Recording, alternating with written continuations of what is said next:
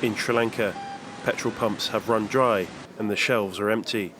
Protests on the streets are the accumulation of a 3-year economic crisis, a crisis brought on by a combination of many factors.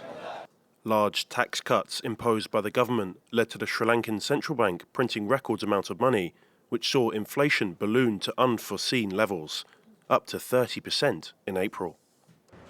Projects meant to drive the economy have instead continued to lose money, such as Port City, financed by $1.4 billion in Chinese loans, unable to be repaid. So this is a mother of all crises that in the post-independent Sri Lanka, I don't think we have ever had such a large crisis because we are much more indebted than we have ever been. COVID also played its part. Tourism made up over 1/10 of the country's GDP, an industry almost wiped out overnight by the pandemic. In April 2021, there was another blow. An inorganic fertilizer ban was announced by President Gotabaya Rajapaksa. The drop in tea production from the ban resulted in economic losses of around $425 million.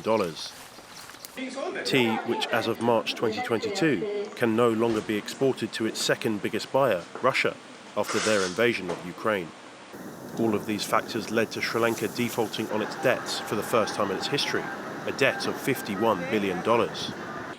The economic crisis has become a political one, as in April, 26 ministers resigned en masse in protest.